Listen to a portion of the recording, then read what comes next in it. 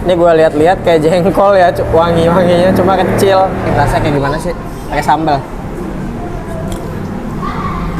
Kayak jengkol muda.